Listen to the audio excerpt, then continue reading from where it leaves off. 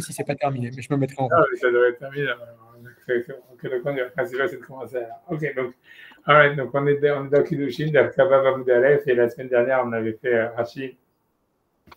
Donc, j'avais samedi une remarque qui m'était venue comme ça en étudiant. Quoi, ça veut dire, voilà, c'est que tu vois, c'est que Rashi, quand il parle, il dit il justifiait en fait, il veut expliquer la terminologie utilisée par la Mishnah sur qu'est-ce que c'est des nechassim chez Shem Harayut.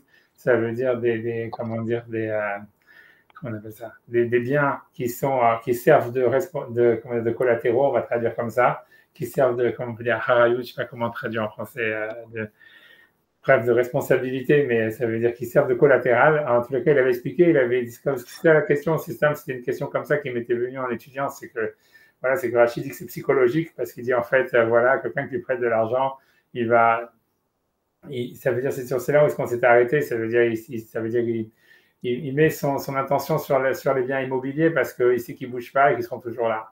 Mais je l'avais dit, en fait, que quand tu regardes dans la Gemara, dans Babatra, elle donne une autre raison, elle dit que c'est parce qu'en fait, c'était retraçable. Et ça veut dire que l'acheteur, il pouvait retracer si jamais il y avait, comment dire, si ça avait été mis en collatéral sur une dette. Alors qu'en fait, sur tous les autres biens, l'acheteur, il ne pouvait pas savoir. Donc, c'est pour ça, en fait, qu'on pouvait faire une collatérale que sur des biens immobiliers d'après la Lara. C'était étonnant. Pourquoi est-ce que Rachid n'a pas mentionné cette raison qui est marquée, en fait, dans la Gemara. Ouais, d'accord. Bon, donc j'avance, donc on est dans Rashi, donc maintenant deuxième Rashi. Donc on avait vu que les biens qui peuvent servir comment dire, de harayut, c'est-à-dire des biens immobiliers, en réalité, donc ils peuvent être acquis soit bekesef, eshtar et chazaka.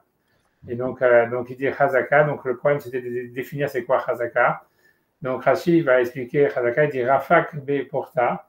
Donc rafak, c'est a priori c'est qu'il a fait un trou, quelque chose comme ça, il a creusé. Je ne sais pas vraiment honnêtement c'est quoi la racine du mot, mais c'est comme ça que tout le monde traduit, quoi, tout le monde explique. Donc Rafak de Porta, ça veut dire il a fait un trou. Porta, ça veut dire un peu. Rafak, ça serait faire creuser. B à l'intérieur, Porta un peu. Et donc le vrai Kiddush, c'est le deuxième cas que Rashi ramène. C'est Odaïsh Amitre, ça veut dire la douche, ça veut dire piétiner Amitre sur les Metzarim, tu vois, comme Mitzraïm, les Tziat Mitzraïm par exemple, pour un lien avec Pessah, ça veut dire Mitzraïm, c'est les frontières, ça veut dire les bords. Parce que Mitzraïm, c'était en fait un endroit enclos. Etziat Mitzraïm, c'est sortir d'un endroit qui est fermé. Metzar, Mina Metzar, Karatia, ça veut dire de l'enfermement, j'ai appelé Hachem. Alors tout ça, ça veut dire que, donc Daïcha Mitzré, ça veut dire qu'il a marché sur les frontières du champ. Et ça, c'est un redouche parce qu'en fait, comme je vous avais dit, les autres cas que Rachid va citer, c'est des cas où l'acheteur, en fait, il fait un changement dans le terrain. S'il fait un trou, ou bien, comme il va dire dans la suite, je continue Rachid. Rachid dit Onaal. J'espère que Sacha ici, où est-ce qu'il est Rachid? Ouais. Okay, c'est bon? Yeah. Ok, d'accord. Onaal, ça veut dire ou bien s'il a fermé. Au parat, si jamais il a fait un trou. Il a fait parat, ça veut dire qu'il a fait une sorte de pizza, ça veut dire qu'il a fait comment dire, une brèche. Nahal, c'est qu'il a fermé. C'est-à-dire qu'il a changé les serrures. Au parat, ça veut dire qu'il a fait une brèche. Kol chez où le plus, ça veut dire kol chez où, ça veut dire quelle que soit la taille de la brèche qu'il a faite, ou en fait, quelle que soit quelle que soit la taille de la brèche qu'il a faite. Mais c'est-à-dire que Rachid, pour summarize Rachid, en ce qui concerne la Chazaka, il a donné, on va dire, 4 cas. Il y a un cas, le cas, c'est de faire un trou, de creuser quelque chose. Le deuxième, c'est de changer les serrures, tu vois, Nahal, ou de mettre une serrure, ou de changer les serrures. Le troisième, c'est de faire une brèche, ça veut dire carrément de casser un mur ou quelque chose comme ça. Et ça, c'est les 3 cas qu'il donne. Et il donne un 4e cas, c'est marcher sur les frontières. Et en fait, c'est clairement que marcher sur les frontières, c'est un beaucoup plus grand redouche que les 3 autres. Parce qu'en fait, voilà, on comprend dans les 3 autres, en réalité, c'est clair que le type, il a, comment dire, ça veut dire qu'il fait un changement dans la maison. Si tu changes les serrures, si tu casses un mur, ou j'en sais rien, ou tu fais un trou dans un champ, en fait, c'est clair que ça montre que c'est toi le propriétaire. Par contre, si jamais, en fait, tu marches sur les frontières, je ne sais pas vraiment en quoi c'est une preuve que c'est toi le propriétaire. Ouais, je sais pas. Bref, je sais pas. C'est la Gemara ce qu'il dit. Ce qu'il dit, c'est sourcé dans la Gemara. C'est pas une invention de Rashi, mais c'est sûr que c'est un chidouche, quoi. Tu vois, est-ce que ça veut dire qu'à l'époque, quelqu'un il marcherait pas sur les frontières d'un champ si c'était pas le sien? Je sais pas. Tu vois. Je sais pas. On dit que tu vois par exemple la source de ça principalement, on dit que c'est d'Abraham, puisque Hachem, tu vois, quand tu regardes, quand Hachem il demande à Abraham d'aller en Israël, il lui fait aller partout. Il lui fait aller d'abord, il lui fait aller du nord au sud, de l'est à l'ouest. Et les Midrashim, ils demandent pourquoi Hachem il a demandé à Abraham donc, d'aller dans tous ces endroits et à chaque fois de bouger dans tout Israël. Et ils disent que c'était pour faire Kinyan Chazaka. C'était pour faire un Kinyan de Chazaka sur la terre d'Israël en allant sur les frontières. Et, donc c'est sourcé dans les Midrash, etc. Mais c'est clairement, voilà, c'est tout. C'est simplement une remarque. C'est-à-dire que par rapport aux autres Kinyanim, aujourd'hui, je ne sais pas si aujourd'hui ça serait une preuve que tu es le propriétaire, que si tu marches sur les frontières d'un truc, ça veut dire que tu es le propriétaire. Je sais pas. Bref. Voilà, ça, c'est les 4 exemples, en tous les cas, que Rashi donne sur Kinyan Chazaka, qui marche pour acquérir un terrain avec Kesef et Shtar. OK. Et donc ensuite, lui, il ne va pas donner. Donc, on a vu dans la Mishnah qu'elle parlait d'une deuxième halakha qui est que les biens qui sont mobiliers, par contre, on les acquiert avec Meshicha, c'est-à-dire que l'acheteur, il les sort en tous les cas du domaine du vendeur. C'est mieux s'il les amène, en même temps, il les amène dans son domaine, on va dire comme ça. Bien que voilà, ça veut dire que ça ne veut pas être nécessairement son domaine, mais c'est-à-dire que si c'est dans le domaine public, disons que je sors un ordinateur ou une voiture du magasin des voitures ou des ordinateurs, ça veut dire même si en fait quand je sors du magasin, en fait, même, ça veut dire que l'endroit où ma voiture allait stationner, en fait, ou même où moi je m'assois avec mon ordinateur, c'est là comme je l'ai acquis quoi d'une certaine manière, même si c'est un domaine public, parce qu'en réalité le domaine public il est à tout le monde, et donc comme on avait vu, ça veut dire comme tu as le droit de te garer en fait. Si tu te gares ta voiture dans un endroit où tu as le droit de garer ta voiture, donc ça s'appelle que, même si c'est un domaine public, ça s'appelle que tu l'as mis dans ton domaine. Quoi. Mais principalement, le Kinyan Meshicha, c'est sortir du domaine du vendeur. Quoi. Okay. Et donc ça, c'est ce que la Mishnah avait dit. Ici, Rashi dit rien. Rashi, ensuite, la Gemara avait dit que par contre, si jamais en fait on acquiert des biens mobiliers, ça veut dire, on va prendre l'exemple de Chametz, quand on vend un goy, on avait vu qu'en fait on peut vendre le Chametz partout où il se trouve. Agav, ça veut dire avec un bien mobilier par un shtar. C'est-à-dire qu'on disait, à l'époque, je vous avais dit que quelqu'un il vendait son hametz en agav, ça veut dire par shtar, en vendant avec les 2 mètres qu'il avait dans la terre d'Israël. Et donc, donc ça, c'est ce que Rashi va expliquer. Donc ça, c'est la Mishnah, elle a dit ça. Donc lui, il explique cette partie de la Mishnah. Im nechassim, donc ça veut dire on peut acquérir dans des biens immobilier avec des biens mobiliers par Kesef, Shtar et Chazaka. Voilà. Im nechassim, donc il dit avec les biens mobiliers. Im machar metaltelin im karka, donc Rashi explique, si quelqu'un y vend metaltelin, ça veut dire des biens mobiliers, des biens mobiles, c'est-à-dire des voitures, im karka avec des terrains, donc voilà. Kevan shekana lokeach et karka, puisque l'acheteur il a acquis le terrain, vechad mishlosha kinyanim, avec un des 3 kinyanim qu'on a vu, Kesef, Shtar et Chazaka. Niknim à metaltelin imar, donc ça veut dire tous les objets mobiliers sont acquis avec d'une manière automatique et c'est une manière, comme on a dit, de vendre voilà, des objets que tu n'as pas derrière là, qui ne sont pas dans tes mains pour les donner aux vendeurs. Donc voilà, comme le Hametz à Pessar, si quelqu'un a du Hametz en Italie ou j'en sais rien, il vend avec le terrain, ça veut dire qu'il n'y a pas un shtar qu'il donne au rabbin ou que le rabbin va donner après au goy. Ça veut dire qu'il lui vend, en fait, ça veut dire c'est son Hametz partout où il est, avec le droit qu'il lui donne sur un terrain qu'il lui vend. Okay. Donc ça, c'était la première halakha. Ensuite, on avait le principe qui avait été donné dans la Mishnah de Gilgul Shvoa, c'est-à-dire qu'on apprenait de la Sota, comme la Gemara va le dire, que normalement, donc on a vu déjà, on jure jamais sur des terrains. C'est une Zertakatu, c'est un décret de la Torah que quand il y a un contentieux d'argent, on peut jurer. Il y a certains cas, on doit jurer. On avait déjà vu, je n'ai pas répété la semaine dernière, mais c'est-à-dire que sur des terrains, on jure jamais. Mais si jamais, en réalité, quelqu'un il est obligé de jurer sur des métaltélines, ça veut dire sur un contentieux d'argent, voilà, d'argent, de cash, alors le type, il peut en même temps le faire jurer sur tous les autres contentieux qu'il a, y compris les contentieux qui sont liés à de l'immobilier. Donc ça, c'est le Vezo Kekim. Donc ça, c'est Gilgul Shvoa. Donc Rashi va expliquer ça. Il dit Vezo Kekim, ça veut dire ils entraînent. Zokek, ça veut dire ils entraînent, on va traduire comme ça. Nechassim alalou, ça veut dire c'est Nechassim, ça veut dire c'est bien. Ça veut dire, donc lui, ce qu'il veut dire Rashi, c'est que le sujet du verbe, c'est les biens mobiliers. Les biens mobiliers, ils entraînent les biens immobiliers. Donc ça, ce qu'il veut dire. Zokekim, ça veut dire Nechassim alalou, ça veut dire les biens mobiliers, ils entraînent. Donc Shem Laim Acharayut, donc c'est biens qui ne servent pas de collatéral, donc ça veut dire en fait, donc les biens mobiliers, ils entraînent. Les Kamre, Behu, Tana, voilà, donc Rashi explique pourquoi c'est eux le sujet du verbe, c'est bien qu'en fait le mot il manque dans la Mishnah, c'est parce que voilà, l'auteur de la Mishnah est en train d'en parler, donc on sait qu'on parle des biens mobiliers. Donc ces biens mobiliers, ils entraînent les biens qui eux par contre servent de collatéraux pour jurer dessus.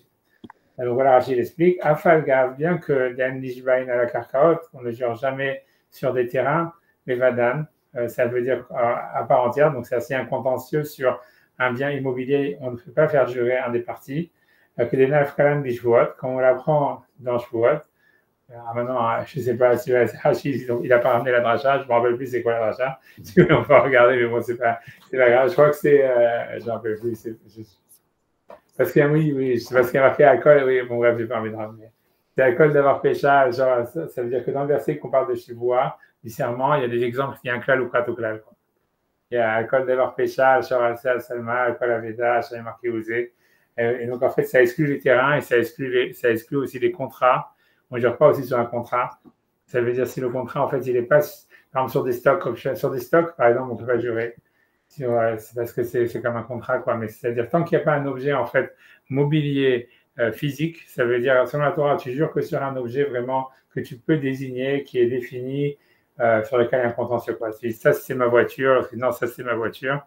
Et voilà, on sait de quelle voiture on parle. Si ça, tu peux jurer. Mais si c'est des stocks sur Chrysler ou Tesla, ou si jamais c'est sur des terrains, ça, comme pour une raison ou pour une autre, c'est un décret de la Torah. Ça, on ne sait pas exactement. Normalement, on ne jure pas, voilà, sur ces choses-là, sur des shtarot, sur des siddur karkaot et sur des ekdesh. Voilà. Parce que la Torah, elle a pris comme exemple, quand elle parlait du juré, elle a parlé de un taureau, un agneau et un avis. Et donc, Agma, elle apprend de ça, elle fait un klal ou pratokal, et on apprend de ces trois exemples que ça veut dire, c'est tout ce qui est immobilier, et ça exclut les contrats et les terrains, et voilà, et les ekdesh. Bref, dans tous les cas, donc normalement, on ne jure pas sur les terrains, comme Rachid dit que dans Shvuot, on la ramène. Donc, il n'a pas ramené la dracha, je ne sais pas pourquoi moi, je vous ai ramené la dracha, parce que c'est sur la culture, on a fait en étal. Donc, ça veut dire, donc il dit, Echad et Ta'ano, Kelim, donc par contre, donc, ce qui veut dire, le point qui nous intéresse, c'est Echad, c'est dans le cas où les Ta'ano, Kelim, des Karkaot, dans le cas où, en fait, ça veut dire, on lui a demandé, en fait, et des ustensiles et des terrains, Venit Kayev Lishava la métal téline, et que donc il était obligé de jurer à cause de la voiture, par exemple, il y a un contentieux sur la voiture ou sur un tableau ou j'en sais rien. Donc une fois qu'il est obligé de jurer, comme on avait vu, si jamais il dit non, c'est une partie aléatoire ou j'en sais rien, mais c'est moi ça veut dire on est associé dessus ou j'en sais rien sur cette voiture ou sur ce tableau, donc il est chayav de jurer d'après la Torah que c'est vrai. Alors à ce moment-là, le type qui a le contentieux, il peut le faire jurer sur plein d'autres choses.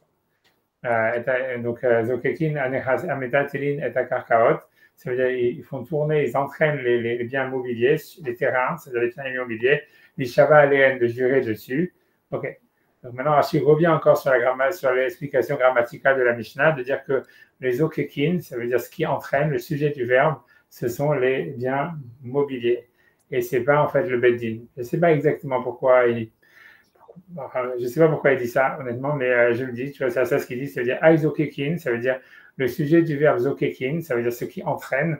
Tu vois, là, il revient, ça veut dire, une fois qu'il a expliqué la halacha, il explique maintenant ça veut dire la grammaire de la Mishnah, et du coup, le mot zokekin, donc ça veut dire entraîner, c'est le sujet du verbe, c'est nechasim kae, ce sont les biens mobiliers qui entraînent les biens immobiliers. Shen la maharayut, voilà, qui ne sont pas, en fait, voilà, qui ne sont pas de harayut, qui n'ont pas de responsabilité, à Beddin. Et mais c'est pas le Beddin. C'est pas le Beddin qui va obliger de faire jurer, voilà, la personne. Ça veut dire, ça revient au même. Mais ça veut dire que Rachid va expliquer que d'une manière grammaticale, le sujet du verbe, c'est les biens mobiliers et c'est pas le Beddin. Alors, je ne sais pas pourquoi est-ce qu'on aurait pu penser que ça parle du Beddin alors que la Mishnah ne nous parle pas du Beddin. Mais est-ce que ça fait une différence de savoir si le sujet du verbe, c'est les biens immobiliers ou bien le Beddin, ça change quelque chose? Je ne sais pas, mais alors. Je sais pas. Non, je sais pas pourquoi Rachid, en fait, tu vois, j'ai pas. Il doit y avoir quelque chose, tu vois, ça veut dire, mais honnêtement, j'ai pas regardé, donc je sais pas. En tout cas, c'est ça ce que Rachid dit. Le dernier point de Rachid, c'est un point grammatical, ça veut dire exclure une explication qui aurait pu être possible dans la Mishnah, bien qu'elle est peu probable, comme quoi, en fait, puisqu'en fait, le sujet du verbe zokekin, il est sous-entendu. Donc, Rachid dit le sujet, en fait, du verbe, ce sont les biens mobiliers, c'est Nechasim Shem Harayut. Et pour lui, ça fait sens puisque la Mishnah était en train d'en parler avant. Et il veut dire, mais c'est pas le Beddin. Il dit pas pourquoi. Ça veut dire, voilà. Je sais pas si ce que je veux dire, c'est que si ça faisait pas une différence au niveau de la halakha, il n'aurait pas besoin d'exclure une explication qui, tu vois, à savoir quel est le sujet sous-entendu de la Mishnah, si ça fait aucune différence, tu vois. Donc, il doit y avoir une différence, mais je sais pas. J'imagine, ouais, voilà, ce qu'il veut dire. Ce qu'il doit vouloir dire, c'est que le Gilgul Shvoa, ça marche que si à la demande de la personne qui a le contentieux, quoi. Ce qui veut dire, c'est comme ça, c'est que, imaginons, tu vois, ça veut dire, c'est-à-dire, voilà, un type, il a un contentieux sur un tableau, sur un prêt, on va dire sur un tableau, ou sur un prêt, on va dire sur un prêt. Ça veut dire, quelqu'un dit, voilà, tu me dois $500, l'autre qui me dit, non, tu me dois $1000. Je te dois $500, non, tu me dois $1000, ok, donc il y a un contentieux sur l'argent. Et comment dire, le type, tu vois, ça veut dire, à part ça, il y a un contentieux sur une maison, en disant, voilà, cette maison, elle est à moi, ou j'en sais rien, l'autre dit, non, cette maison, elle est à moi. Et donc, le mec, il dit, ok, ça veut dire, jure-moi, comme tu dois me jurer maintenant que tu ne dois pas $1000, jure-moi aussi sur la maison, que tu ne me l'as pas volé, ou j'en sais rien. Et ça veut dire, l'idée, c'est que si le sujet du verbe dans la Mishnah, c'est le Beddin, ça veut dire que c'est la décision du Beddin de faire ça. Ça veut dire que le Beddin, il peut dire, ok, tu es obligé de jurer sur l'argent, maintenant, nous, le Beddin, on te décide de te faire jurer aussi sur la maison. Ça, c'est si on dit que Zokekin, c'est le sujet, c'est le Beddin, et c'est ça ce que Rashi, a priori, veut exclure. Par contre, si on dit que c'est les Nechassim, c'est les Ekokin, c'est les Nechassim, c'est les biens, ça veut dire que c'est pas le Beddin qui prend cette décision de faire jurer la personne sur la maison. Si tu veux, c'est le Baal Din. Ça veut dire c'est l'opposé. Tu vois, celui qui a le contentieux. C'est lui qui peut demander au Beddin de dire voilà, comme il doit me jurer sur la dette, qu'il ne me doit pas $1000, alors je veux le faire jurer aussi sur un contentieux que j'ai sur la maison. Mais ça veut dire que ça doit être fait par la demande si tu veux, je sais pas comment dire, de la personne, quoi, du litigant. C'est pas quelque chose qui dépend de la décision du Beddin. C'est ça ce que Rashi veut dire. C'est pas le Beddin qui prend la décision. C'est-à-dire, si jamais le litigant il n'a pas demandé ça, si jamais le type il a dit ok, non, ok, il doit me jurer sur la dette, mais bon, et bien qu'il y ait un autre contentieux sur la maison, lui il ne pense pas à demander un Gilgul Shvoa, il ne demande pas à utiliser ce droit que la Torah lui donne, qu'il peut faire jurer aussi sur la maison. Alors, c'est pas au Beddin de le faire, quoi. C'est ce que ça veut dire. A priori, c'est pour ça que Rashi veut dire ça. Mais c'est un droit que la Torah elle donne à celui ça veut dire qui a le contentieux. Mais si jamais il ne veut pas l'utiliser ou il ne demande pas à l'utiliser, c'est pas au Beddin de prendre l'initiative de le faire jurer par Gilgul Shvoa. C'est ce qu'il veut dire. Ouais. Contrairement, a priori, à la source de cette halakha, qui est le cas de la Sota, on va voir que, parce que la source de cette halakha, c'est la Sota, où le Kohen, lui, tu vois, même si le mari, il n'a pas demandé sur les autres hommes, de lui-même, il disait sur tous les autres hommes. Ça veut dire, c'est le Kohen qui a l'initiative de faire jurer sur d'autres personnes. Parce que le Gilgul Shvoa, comme je l'ai dit, on l'apprend de la Sota, ça veut dire que, je l'avais dit la semaine dernière, je pense que la Gemara ici, elle va le dire, je ne sais pas si elle va le redire ici, mais ça veut dire on apprend de la Sota. C'est que la Sota, c'est que quand quelqu'un soupçonne sa femme d'adultère, alors il doit comment dire, pour la faire boire l'eau de la Sota, il doit d'abord la prévenir et donc en fait, ça doit être sur une personne spécifique qui lui dit voilà, ne t'isole pas avec telle ou telle personne, et elle s'isole devant des témoins, etc. Et donc après ça, il lui fait boire l'eau de la Sota, où elle jure qu'elle n'a pas trompé son mari. Mais dans la Sota, il y a marqué, elle dira Amen, Amen. Et de là, on apprend qu'en fait, ça veut dire elle doit jurer qu'elle n'a pas trompé son mari avec cet homme-là, mais une fois qu'on l'a fait jurer sur un homme précis, on l'a fait jurer sur tous les hommes. Sur tous les hommes que tu vois, ça veut dire qu'elle explose quoi qu'il arrive si jamais elle a trompé, même si c'est avec un autre. Quoi.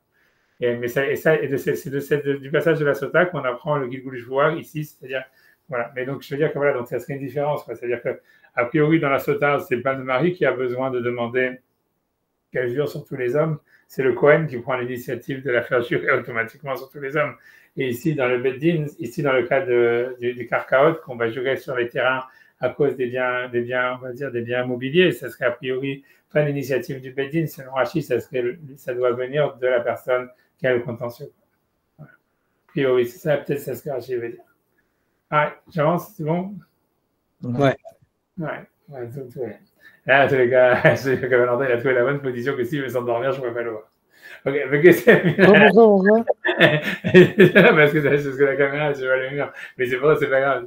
Vous voyez pas? Je suis non, parce que Valentin, c'est des spécialistes, tu vas s'endormir. Après, tu vas. Non, il va mettre un avatar maintenant. Il va mettre un avatar toujours éveillé. Je suis en place. En plein centre de la caméra, vous voyez pas? On sait très bien qu'on n'est pas en train de parler au vrai Valentin. On sait que c'est un avatar d'intelligence artificielle. On le sait. Je parle très bien. Mais j'ai pas compris, je suis centré là dans la caméra, non? Vous voyez pas centré? Doudou, c'est dingue pour voir si vous n'étiez pas endormi. J'en sais rien parce que moi, je sais pas. Je sais que c'est toi, il est tard et tout ça, donc je sais que vous êtes fatigué. Ouais, quand c'est tard comme ça, c'est difficile. Non, ça va, il est pas tard, il est 21h. Ok, c'est bon. Tard. Ok. J'y vais. Donc, on Conforme. commence avec Mara. Donc, maintenant, on est dans l'Agmara. Je pense que vous savez où c'est pas la peine de monter les lignes. J'en ai marre. Kesef Minalan. Le Kesef Minalan, voilà. Donc, le Kesef Minalan. Donc, d'où est-ce qu'on sait qu'on peut acquérir un champ avec de l'argent? Marc Hiskia, donc Hiskia, il dit à Markra, le verset, il dit Sadot ba Kesef Yiknu. Donc, ça, c'est un verset dans Jérémie, c'est pas un verset de la Torah, où quand Jérémie, en fait, il était. L'histoire, c'est que ça fait passer, tout ça fait partie d'un chapitre dans Jérémie, où Jérémie, donc, il prophétise l'exil d'Israël et la destruction du temple, etc., et que ça va mal se terminer, quoi. Et que Hachem, pour le consoler, lui dit donc, il y a tout un passage, parce qu'il y a un passage dans le truc où, d'abord, il y a le passage qu'on voit qui, si tu veux, c'est parce que justement, c'est pas de ce passage-là qu'on parle dans le chapitre. C'est-à-dire qu'il y a un moment où finalement, il y a son beau-frère ou je sais pas quoi, ça veut dire qu'il vend son champ parce qu'il n'a pas d'argent. Et en fait, si tu veux, Hachem, il dit à Jérémie de racheter le terrain en disant c'est un super investissement, n'aie pas peur, tu vas voir, bien que tout le monde va partir en exil en Israël, ça veut dire en Babylonie pendant 70 ans, dans 70 ans, tout le monde va revenir et ça va valoir de l'or, tu vois, grosso modo. Et donc, Jérémie, ça c'est un passage du chapitre, tu vois. Et ça, c'est à la fin. Et ça va être cité dans la Gemara après pour expliquer comment est-ce qu'on peut acquérir avec un shtar. Parce que là-bas, il acquiert le terrain avec un contrat. Mais avant ça, ça veut dire comme introduction à ce truc-là, Hachem, il dit à Jérémie, il lui dit, n'aie pas peur.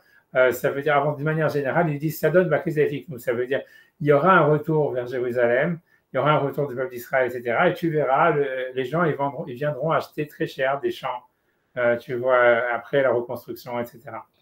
Et donc ça, c'est des passages qui sont dits, voilà, comme maintenant avec le real estate en Israël, que c'est hors de prix, quoi. C'est ça la prophétie de Jérémie.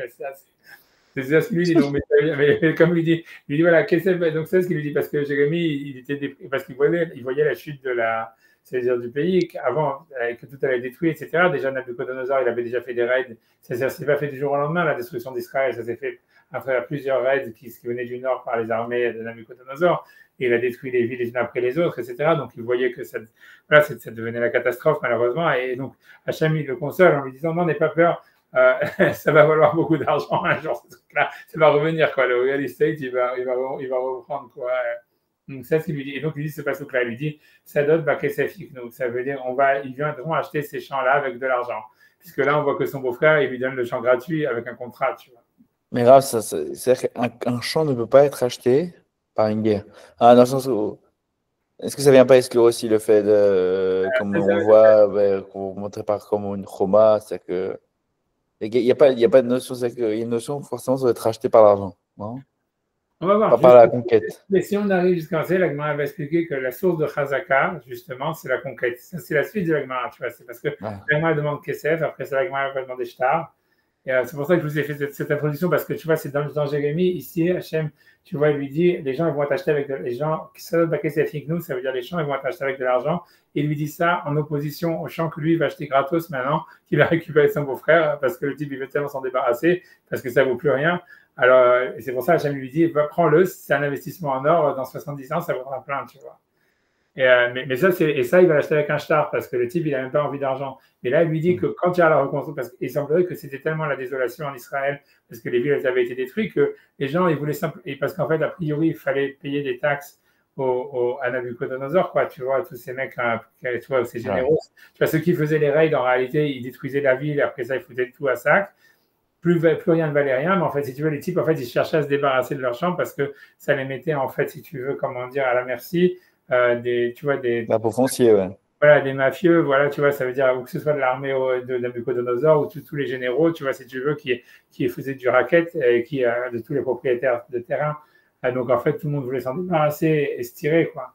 Et donc, en fait, c'est d'abord Hachem, il dit à Jérémie, n'aie pas peur, un jour, c'est terrain. Donc, les gens, ils les vendaient gratos, quoi. C'était style, tu le veux, vas-y, prends-le, je te fais un contrat que c'est à toi, et rien que, tu vois, je me débarrasse des racketteurs, tu vois. Mais ça veut dire, et donc c'est pour ça que Hachem il dit à Jérémie d'abord, il dit un jour, n'aie pas peur, ces champs-là, on les vendra pour de l'argent. C'est ça ce qu'il dit, c'est là avec nous. C'est là qu'on apprend que l'argent, un champ, il peut être acheté avec de l'argent. Et ça, c'est la première partie de la névoie, quoi. Donc c'est quand il lui dit, donc c'est là où quand la dit Bekesef Minalan, donc Amar Hiskia, Amarcha, donc Hiskia dit le verset, il dit dans Jérémie, ça donne Bekesef Iknou. Ça veut dire ces champs-là que maintenant les gens ils s'en débarrassent et veulent les donner gratuits à qui veut les prendre. Un jour, ils les vendront avec de l'argent. Ok, alors, Veima des Ashtar, est-ce que l'Agma demande peut-être qu'il faut aussi un shtar, puisque dans la suite, il lui dit, ça veut dire, puisqu'à la fin, il lui dit, et donc ces champs-là, ils vont valoir de l'argent, donc si tu en récupères quelques-uns, fais un contrat pour montrer que c'est à toi, comme ça, dans 70 ans, quand tout le monde revient, tu seras riche, quoi. Tu vois, parce que tu vois, il voulait que Jérémie soit riche parce que Jérémie, le pauvre, il était riche à la base de naissance et en fait, il avait tout perdu à cause de toutes les exactions, mais surtout parce que, bref, c'est parce que lui, il avait été, comment dire, lui, comme il était opposant politique, donc en fait, si tu veux, le gouvernement l'avait complètement, c'est comme Marine Le Pen, quoi. Ça veut dire qu'il avait deal. Il avait complètement, il était jeté en tôle et tout ça, répétition, etc. Parce que tout le livre de lamentation de Echa, il est écrit en prison, tu vois. Mais ça veut dire que lui, à la base, il faisait partie d'une famille aristocratique. Donc, en fait, Hachem, il lui dit, n'aie pas peur, récupère ce que tu peux maintenant et tout ça. Tu vas voir tous ces terrains-là que tu vois qu'en fait, si tu veux, ils ont été détruits, etc. Prends-les, achète-les. Ça veut dire reçois-les gratuits et fais des contrats que c'est à toi. Comme ça, tes descendants, quand ils vont revenir en Israël, ils seront riches, tu vois. Donc, c'est ce qu'il dit. Il dit, ces champs-là, ils vont être vendus pour de l'argent. Mais peut-être qu'il faut qu'il y ait un contrat, puisque dans la suite du verset, il lui dit, écris un contrat et fais-le signer pour que ça serve pour la suite quand tu reviens dans 70 ans, quand tes enfants ils reviennent dans 70 ans. Parce que le verset dit, écris dans le livre, dans un contrat, et signe-le, et fais-le signer, et garde-le. Alors, on a dit non, s'il y avait marqué qu'on va vendre les champs avec de l'argent, ça veut dire les champs vont être vendus et il faut créer un contrat et après on te dit ils seront acquis, alors ça voulait dire que l'acquisition elle est finie par le contrat. Mais du fait qu'il lui a dit dans la prophétie les champs ils vont être vendus par de l'argent, ça montre que l'argent en elle-même ça suffit pour faire l'acquisition et ce qu'il lui demande en fait de prendre les champs qu'il reçoit gratuits maintenant, c'est de faire des contrats, c'est qu'une preuve pour la suite que ça reste pour quand il revient en Israël après, que ça appartienne à ses descendants, quoi. Donc c'est ça. Donc l'agma dit Vema de Kashtar, ça veut dire. Donc je reprends la question de l'agma. L'agma avait dit Vema de Kashtar. Peut-être en fait ça veut dire qu'il faudrait qu'il y ait un shtar et que c'est pas suffisant l'argent. Alors l'agma dit non, puisqu'on voit qu'Hachem il demande à Jérémie de faire des contrats sur tous ces terrains qu'il récupère. Dirtiv Vektov va Sefer Vachadom, ça veut dire écrit dans un livre et fait-le signer. Alors l'agma dit non, c'est parce que Iketiv Yiknu Levasov. Si jamais il y avait marqué ils vont acheter à la fin. Après avoir parlé du contrat, alors j'aurais dit, c'est vrai, en fait, c'est pas l'argent qui fait l'acquisition, c'est le contrat. Quel Kamrat, comme tu as dit. Hashtar, c'est maintenant, directive Yiknu Meekara, du fait qu'on nous parle qu'ils vont acquérir le champ. Quand dans la prophétie, il lui dit, ces champs vont être vendus pour de l'argent. Donc, Yiknu, et ça parle que de l'argent. Et le contrat, il est mis que par la suite de l'histoire. Meekara, donc le mot Yiknu, il est marqué au début. Kesef Kane, donc ça nous montre que c'est l'argent qui fait l'acquisition de ces terrains-là, qui va faire l'acquisition de ces terrains-là. Et Shtar, est-ce que Hachem il demande à Jérémie de faire des contrats, que ces terrains lui appartiennent? C'est Raya Be'al Maou, c'est une preuve uniquement pour le futur, mais ce n'est pas ça qui fait l'acquisition. Donc ça, c'est ce que la Gemara, elle va dire sur ça. Je vais dire, ok, bon, je ne sais pas s'il y a des rachis sur ça. Ouais, je veux dire que c'est vrai. Ok, donc on peut faire Rashi, on va le faire, tu as Vema de Kashtar, est-ce que peut-être que, donc elle m'a dit peut-être puisqu'il faudrait qu'il y ait un contrat, des KSF, Rashi dit avec l'argent, d'Ektiv Kra, parce que le verset dit, à la fin de la paracha de ce passage qui est marqué Vektov Besefer Bachatom et écrit dans un livre et signe, tu vois. Ouais, donc c'est ce que Rashi dit, mais en fait dans le passage c'est assez apparent que c'est qu'une preuve pour le futur. Voilà, à part ça, si vous voulez, on peut faire Tosfot sur ça, un tout petit Tosfot. Qui pose une question évidente, que tu vois que voilà, que si vous étiez réveillé, vous l'auriez posée, c'est que tu vois, je vais le dire à l'oral, c'est qu'en fait, c'est que la question, elle est qu'en fait, d'où est-ce qu'on avait appris KSF pour une femme? Comment on acquiert une femme avec de l'argent? De la première fois, si vous vous rappelez. Ouais, bien sûr. Pas de? Dans Shuvot, dans Non, mais on avait, ici, même chez nous, on avait fait avec Kesef Minalan.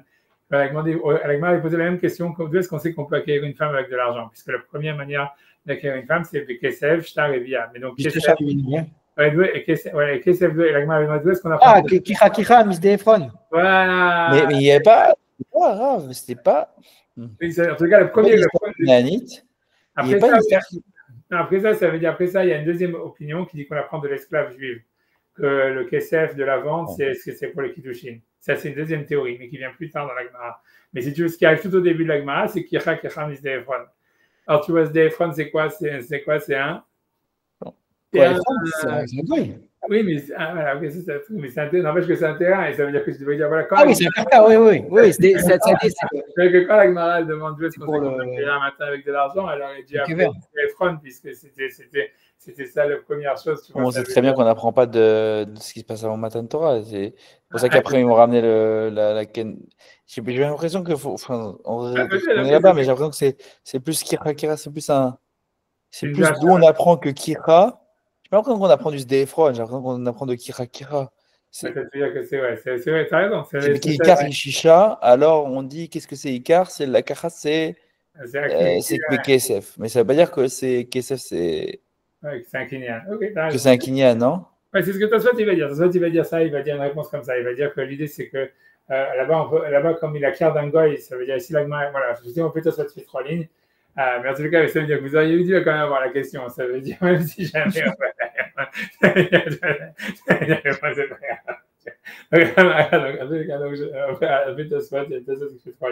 Amakra, ça donne la Kesefikno. Donc le verset, donc on ramène un verset dans Jérémie qui est pas un verset de la Torah, mais que on peut bien qu'on peut pas, encore une fois, on peut pas apprendre des halachot des prophètes, mais c'est comme ça s'appelle un gilou milita. C'est pas qu'on apprend une nouvelle halakha, c'est qu'on apprend comment ça se passe. Donc voilà, j'entrerai après ça dans une autre histoire, mais en tout cas, si ça demande Vera de l'eau a été mikra d'Ektiv Gabe Ephron. Donc ça veut dire la raison pour laquelle on n'a pas amené de l'eau a été, qu'on n'a pas amené mikra du verset d'Ektiv Gabe Ephron, qui est ramené au sujet de Ephron, qui parle d'un chant. Donc il dit Mishum de Dilma animilé, ça veut dire que j'aurais pu dire que ce qu'on peut acquérir un champ avec de l'argent, minotri, c'est uniquement d'un goy. Ça veut dire que d'un goy, tu peux acheter un champ avec de l'argent, mais ça ne prouve pas qu'un juif, tu pourrais l'acheter avec de l'argent. Donc tu as besoin d'une source que on peut acheter un champ d'un juif, c'est ça ce que la Mishnah parle, avec de l'argent, et c'est pour ça qu'on ramène ces versets de Jérémie, où Hachem il demandait à Jérémie d'acheter tous ces terrains pour que ses enfants soient riches quand ils retournent en Israël.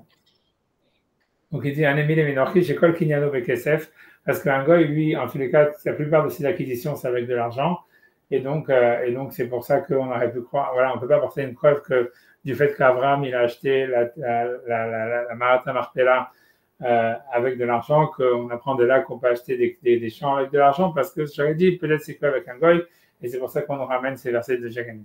Alors c'est bon? Ok. Maintenant, la Gemara va ramener une svara. Donc la suite de la Gemara, c'est comme ça. C'est la Gemara, elle va dire, ok, ça c'est la halakha normale. C'est-à-dire en théorie, c'est-à-dire la Mishnah elle a dit qu'on peut acheter un champ avec de l'argent. Mais la Gemara elle va rajouter, elle va dire, donc je lis ce que la Gemara dit et après j'explique. Donc je reprends la Gemara, c'est Amara. Écoute, je vais juste chercher mon déjeuner, j'écoute. Hein. Je suis là. Non, tu vas aller chercher dans le donc ça veut dire, tu vois, c'est Amara. Tu vas, vous voyez où est-ce qu'on est? C'est donc Amara, donc Rav dit Lo shanu ela binkom shen kotvin et ashtar. Ça veut dire ce que la Mishnah elle dit, ou ce qu'on apprend en théorie qu'on peut acquérir en fait de l'argent, avec un champ avec de l'argent, c'est uniquement dans les endroits où on n'écrit pas des contrats. Aval binkom chez kotvin et ashtar, mais dans les endroits où on écrit un contrat, à part le paiement du champ, de la maison, lokana. Ça veut dire il n'a pas acquis, jusqu'à ce qu'il écrive le contrat. Et ça veut dire en fait que les deux parties peuvent changer d'avis tant que le contrat n'est pas signé. Alors qu'est-ce qu'il veut dire par là? Pourquoi est-ce qu'il dit ça? Ça veut dire ce qu'il veut dire comme ça. Il veut dire en théorie, c'est vrai que le paiement, ça fait l'acquisition normalement du champ. Mais si jamais par exemple l'acheteur il a payé en avance, mais qu'ils n'ont pas encore fait le contrat, tu vois, chez le notaire, etc. Donc, en fait, le truc, c'est que ça veut dire ça. Donc, normalement, ça devrait dire, voilà, le champ, il est vendu, c'est terminé. Aucun des deux parties ne peut changer d'avis. Alors, sur ça, Rav, il dit que la halakha, elle n'est pas comme ça. Parce qu'en fait, l'idée, elle est qu'à partir du moment où, à chaque fois qu'on vend une maison, qu'on vend un terrain, on fait un contrat. Donc, ça veut dire que ni le vendeur ni l'acheteur, ils pensent avoir fini l'acquisition tant que le contrat n'a pas été signé. Et ça veut dire que, et donc, même si le contrat en lui-même, il est qu'une preuve, tu vois. C'est-à-dire que, par exemple, aujourd'hui, si tu regardes, je ne sais pas comment ça se passe en Israël, mais par exemple, je sais, moi, aux États-Unis, etc., c'est quand tu fais un contrat pour acheter une maison, en fait, le contrat, il n'est pas performatif dans la loi Goy. Tu vois, c'est un contrat, c'est une preuve en réalité. C'est tu fais le deed et tout ça, etc. Et c'est plutôt, quelque chose qui est là pour prouver que tu es le propriétaire, etc. C'est sûr que c'est le paiement en fait qui fait, on va dire, le changement, qui fait sûrement le kinyan. Mais en réalité, c'est du fait que même si le contrat, il n'est pas écrit sous une forme de contrat d'acquisition, mais comme un contrat qui est simplement de preuve, tu vois, de preuve. Malgré tout, du fait que c'est l'habitude de faire un contrat, tant que le contrat n'a pas été signé, les deux parties, ils pensent qu'ils peuvent changer d'avis. Et c'est ça la halakha. Ça veut dire que, tu vois, c'est pour te dire que l'idée, ça, on apprend un grand principe, tu vois, dans toutes les lois de Rochen Mishpat, dans toutes les lois de jugement, etc. Et c'est ça ce qui rend, en fait, le Rochen Mishpat très compliqué à juger.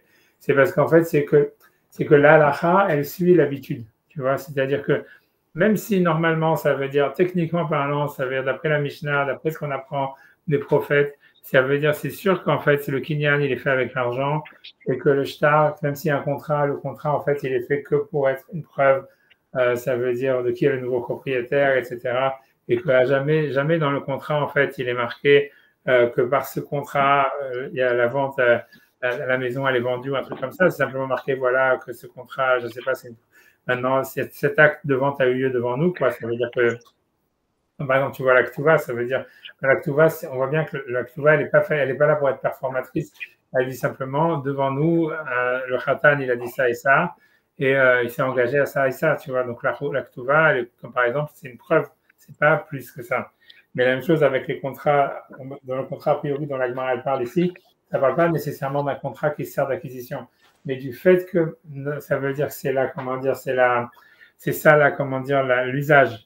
En fait, on écrit un contrat et que donc ça veut dire que, et donc maintenant on rentre dans la psychologie, ça veut dire que psychologiquement, ni l'acheteur ni le vendeur, ils pensent que l'affaire elle est finie tant que le contrat n'a pas été signé. Donc ça veut dire qu'en fait les deux ils ont le droit de changer d'avis et donc il n'y a pas eu de kinyan. C'est ça l'idée. Ça veut dire que l'usage et la psychologie dans Rochen Mishpat, ils prennent le dessus sur la halakha. C'est comme ça que ça marche. Tu vois. Et c'est pour ça, comme je vous dis, que c'est difficile de juger les 4 Rochen Mishpat parce que même si le Shulchan Aruch dit des choses comme par exemple ici où la Mishnah dit voilà, l'acquisition elle se fait avec l'argent et donc ça voudrait dire qu'une fois qu'il y a le paiement, aucun des deux parties ne peut changer d'avis. Du fait que ça veut dire, après on te dit oui, mais dans l'usage, c'est que tant qu'il n'y a pas eu un contrat signé, même si le contrat est que comme une preuve, en fait, aucun des deux parties n'a vraiment psychologiquement pensé qu'il avait fini l'histoire. Donc c'est comme ça l'usage et c'est ça la psychologie. Donc la halakha, elle devient que maintenant l'acquisition, elle ne se fait pas par l'argent et que les deux, ils peuvent changer d'avis jusqu'à ce que le contrat soit signé. Donc c'est ça, tu vois, voilà, mais c'est ça c'est ça ce que Rav dit, et voilà, et ça c'est une grande règle, tu vois, dans Rochen Mishpat pour comprendre, et tu vois, ça veut dire qu'en fait, c'est pour ça que quand quelqu'un, c'est pour ça, voilà, c'est pour ça que c'est compliqué, parce qu'en fait, dans la Dayanout, en fait, ça veut dire normalement, quand quelqu'un juge un cas, quand Rav va juger un cas dans des comptes, tu vois, que dans des litiges, etc., en fait, plus que la halakha, il doit vraiment savoir quel est l'usage, en fait, en général, dans des cas pareils, tu vois. Et parce qu'en fait, tu vois, ça veut dire que grosso modo, c'est que ça veut dire on part sur le principe que les deux personnes, en fait, quand elles ont fait un contrat ou elles ont fait un engagement ou quand elles ont un litige, en fait, elles s'engagent par rapport à l'usage en fait qui est en cours, tu vois, dans la société dans laquelle ils sont, quoi. Et donc, en fait, même si la halakha, par exemple, ici, tu vois, ça, comme je répète encore une fois, c'est ici la halakha, elle te dirait, la Mishnah, elle dit clairement, personne ne discute sur cette Mishnah, tu vois, c'est sourcé, c'est évident que Kesef, c'est le kinyan et qu'on va faire un contrat que pour une preuve. Et donc, le contrat, il ne serait pas, en fait, c'est pas ça qui fait le kinyan. Et donc, ce que ça veut dire que si jamais il y a le Kesef qui fait le kinyan, parce que le kinyan, ça veut dire qu'aucun des deux parties ne peut plus changer d'avis. Si jamais, en fait, Rav dit, comme dans les endroits où on écrit un contrat, aucun des deux parties, en fait, vraiment, on sait que ça veut dire les deux parties psychologiquement, ils pensent qu'ils peuvent changer d'avis tant que le contrat n'est pas signé. Donc, ça, si tu veux, ça change ce que la halakha dit. C'est ce que Rav dit ici. Mais il va dire, voilà, ce que la halakha, elle a un sens si jamais Si jamais, par contre, les deux parties ou un des deux parties, il a dit que lui, il voulait suivre la halakha. Et donc, je lis la Gemara jusqu'à la fin. Amar Rav, donc Rav, il dit Lo shanu el abim kom shen kotvin et ashtar. Ça veut dire tout ce que la Mishnah elle parle, c'est uniquement quand on n'écrit pas de contrat. C'est un endroit où on n'écrit pas de contrat. Et donc, parce que donc, comme il n'y a pas de contrat, donc ok, le type il dit la transaction, elle s'est terminée avec l'argent. Aval comme chez kotvin et ashtar, que c'est 90% des cas, ça veut dire que à part qu'on fait la transaction d'argent, on écrit ensuite un contrat pour prouver qu'il y a un changement de propriétaire. L'okana, ça veut dire qu'il n'a pas acquis, sous-entendu, avec l'argent, jusqu'à ce que le contrat soit signé. Ça veut dire que les deux parties peuvent changer d'avis. Et ce qui va expliquer Rav, c'est que le sens de la Mishnah, donc c'est quoi l'importance de la Mishnah? C'est si jamais quelqu'un, il a fait la condition explicite qu'il voulait suivre la Mishnah, alors c'est comme il a dit. C'est ce qu'il dit, il dit, veille parish, parish. Ça veut dire que si jamais un des deux, si jamais les deux, avant de faire le contrat ou avant de rentrer dans la transaction, ça veut dire avant le paiement, ça veut dire les deux, ils ont dit, OK, nous, on veut suivre la Mishnah. Alors à ce moment-là, OK, comme la Mishnah a dit que le kinyan, il est allé avec l'argent, donc aucun des deux parties ne peut changer d'avis, ne peut changer après avoir donné l'argent, puisque le kinyan, il est fait avec l'argent d'après la Mishnah. D'accord? Donc c'est ça ce qu'il dit, parish, parish. Mais c'est-à-dire, s'il a explicité clairement qu'il voulait suivre la Mishnah, alors ça marche. Et la Gemara va aller plus loin. Elle va dire en fait que même, comme la Torah, elle a dit en fait que Kesef, ça fait le kinyan. Et que l'usage, il dit que c'est le shtar qui fait le kinyan. Donc si quelqu'un, en fait, il sent qu'il est, ça veut dire en position de force, il peut faire une condition, comme quoi, en fait, il se donne, ça veut dire où il peut bloquer la personne en face de lui par les deux kinyanim. C'est-à-dire comme ça. C'est-à-dire, la Gemara va donner l'exemple, elle va dire comme ça. Elle va dire, c'est bien dit comme ça. Pourquoi je dis encore une fois l'histoire? D'après la Mishnah, c'est le Kesef qui fait le kinyan. D'après l'usage, c'est le shtar qui fait le kinyan. Si personne n'a rien dit, on garde l'usage que le shtar fait le kinyan. Si quelqu'un dit on va suivre la Mishnah pour une raison ou pour une autre, donc en fait, on va dire que c'est le Kesef qui fait le kinyan. J'ai dit, on va mettre de la caméra. C'est le Kesef qui fait le kinyan. Maintenant, si jamais quelqu'un, ce que la Gemara veut dire, c'est que si quelqu'un, en fait, s'il veut, il peut faire la condition en se donnant tous les avantages, en disant comme ça. Toi, moi, je te paye maintenant, on va dire, moi, je suis l'acheteur, disons que, et moi, je me sens, disons que, je me sens, je ne suis pas en position de force, parce que si le vendeur, il accepte, on parle que le vendeur, il accepte cette condition, et l'acheteur, il peut se dire comme ça, il peut dire, voilà, moi, je te paye, et si tu acceptes mon paiement, ça veut dire que toi, en tant que vendeur, tu ne peux plus te rétracter. Mais moi, je me donne le droit de me rétracter tant que je n'ai pas signé le contrat. Et ça, tu peux le faire aussi. Si le vendeur il est prêt à accepter, et vice-versa. Si le vendeur est en position de force, il peut dire j'accepte ton paiement, mais toi, tu ne peux plus te rétracter, mais moi, je me laisse la possibilité de me rétracter. Parce que d'après la Torah, en fait, tu vois, le kinyan, c'est Kesef. Mais moi, j'accepte pas ça comme kinyan, mais toi, tu l'acceptes comme kinyan. Mais moi, je me laisse la possibilité de me rétracter jusqu'à la signature du shtar. Et tout ça, ça marche. Tu vois, puisqu'en fait, l'idée, c'est que en fait, comme c'est un kinyan, comme Kesef, en théorie, c'est un kinyan, donc ça veut dire, soit on peut, donc les deux, ils peuvent être d'accord de dire, nous, on fait kinyan avec Kesef malgré l'usage et la psychologie en vigueur. Mais plus que ça, c'est que si jamais quelqu'un, en fait, il est en position de force et veut se donner plus de, tu vois, ça veut dire, voilà, une possibilité de se rétracter sans donner la position à l'autre, la possibilité de se rétracter, il peut faire aussi une condition comme ça, en disant, moi, ça veut dire, moi, je suis l'acheteur, moi, je veux dire, comme Kesef, ça marche comme kinyan. Donc, moi, je veux que si tu acceptes mon argent, toi, tu ne veux pas te rétracter en tant que vendeur parce que c'est ça la Torah. Mais sur moi, je veux garder en fait la possibilité que l'usage, elle me donne de me rétracter jusqu'à la signature du shtar. Et donc, moi, je peux changer d'avis. Et tu as le droit de faire ça. Si le type, il accepte, ou le vendeur ou l'acheteur. Mais si l'usage était autre que les trois cas cités dans la halakha, est-ce qu'on pourrait utiliser? C'est-à-dire que l'usage, il peut faire ses conditions. L'usage, c'est normalement, a priori, la Gemara dit que si dans les endroits où on fait un contrat, les types, ils n'ont pas l'intention de finir l'usage, c'est que les gens échangent d'avis, même si le paiement a déjà eu lieu, jusqu'à ce que la signature du contrat. Et bien, ça, c'est pas la halakha, puisque la Mishnah, elle te dit que le kinyan, il est lié avec Kesef. Et donc, d'après la Mishnah, normalement, après qu'il y a eu le paiement, c'est fini. Et le contrat, il est qu'une preuve et il doit être fait automatiquement. On te dit, c'est comme ça, c'est la première chose que Rav dit, c'est que c'est pas comme ça. Ça veut dire qu'on suit l'usage. La raison, elle est simple, c'est parce que, tu comprends, c'est pourquoi on va suivre l'usage par rapport à la halakha, c'est parce que la raison, ça veut dire l'idée du kinyan, ça veut dire, je sais pas, pour donner un exemple, je sais pas, c'est imagine, je sais pas, tu vends un champ qui vaut $5,000 et moi, je te dis, ok, bon, comme ça, tu mets un champ à vendre à $5,000 et moi, je te dis, ok, moi, je te donne $5,000 stam comme cadeau, tu vois, c'est sûr que j'ai pas acheté le champ en te donnant $5 000. Ça veut dire que ce que ça veut dire, ce que je veux dire en disant ça, c'est que c'est pas dans le Kinyan il fonctionne pas automatiquement parce que je t'ai donné de l'argent, alors j'ai acquis le champ. La raison pour laquelle le fait de donner de l'argent, ça fait un Kinyan, ça marche parce que psychologiquement, parce que la Torah, elle a dit que quand tu donnes de l'argent, ça fait l'acquisition. Tu vois, prends le cas plus simple, donner une bague à une femme. Si tu donnes, tu vois, si tu peux faire Kiddushin, tu vois, ça veut dire parce que par Kesef, ça veut dire que si une femme, elle accepte la bague, et que tu lui dis arrête de me couper des châteliers, elle est mariée, tu vois. Mais si jamais, en fait, par exemple, tu vois, ça veut dire que tu lui donnes une bague et qu'elle a rien dit, en fait, ça veut pas dire qu'elle est mariée parce qu'elle a reçu la bague, tu vois. Ça veut dire qu'il faut qu'elle ait reçu la bague parce que toi, tu lui as dit arrête de me couper des châteliers et qu'elle accepte, en fait, tu vois, en tant que mariage. Ce que ça veut dire, c'est que ce qui est important dans un kinyan, c'est pas l'action elle-même, c'est le changement psychologique que ça fait chez la personne qui a donné et qui a reçu. Tu vois, ça veut dire que maintenant, ça veut dire, et l'argent, si tu veux, la bague, c'est ça qui va actionner ce changement psychologique. Tu vois, ça veut dire que quand tu vas donner, tu vois, c'est pas la bague qui va faire que ça devient ta femme, c'est le fait que toi, tu l'as donné à ta femme pour se marier avec elle et qu'elle a reçu pour devenir ta femme. Et donc, et ça marche. Donc, la Torah dit, il faut un kinyan, donc il faut donner une bague. Ça ne peut pas être fait comme ça, je suis ta femme, tu es ma femme, comme chez les goïms, où tu signes sur un papier, c'est terminé.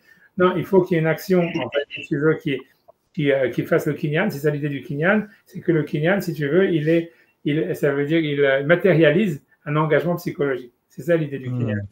Et donc, mais ce qui fait le kinyan, en fait, c'est l'engagement psychologique. L'action, elle a pour but de matérialiser, tu vois, cet engagement.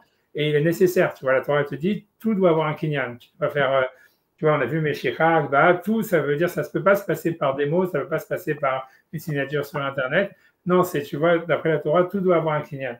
Mais au fond du fond, le kinyan lui-même, c'est pas lui qui est performatif. Ça veut dire, le kinyan, il est là pour, en fait, simplement entérimer, tu vois, créer, tu vois, un changement psychologique. Et en fait, le changement psychologique, c'est ça ce qui fait le changement de propriété. C'est que, non, le vendeur, par exemple, dans le cas d'une voiture ou d'un champ, il sait maintenant, voilà, c'est toi le nouveau propriétaire de la voiture ou du champ, et toi, tu sais, etc. Mais ça veut dire que ce qui est important dans le kinyan, c'est le changement, tu vois, de psychologique entre le vendeur et l'acheteur.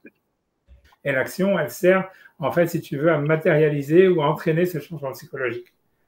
Tu vois, même si tu peux dire, c'est un peu la même chose avec les mitzvot, quoi. J'en sais rien, ça veut dire, tu vois, ça veut dire que, voilà, il n'y a pas de magie dans les tefilines, mais ça veut dire que tu mets les tefilines parce qu'en fait, grâce à ça, en fait, tu vois, tu vas recevoir sur soi la Torah et les mitzvot, etc. Et l'action, si tu veux, elle matérialise ton engagement, quoi. C'est ça, c'est dans le même genre, tu vois. C'est comme ça que la Torah fonctionne d'une manière générale.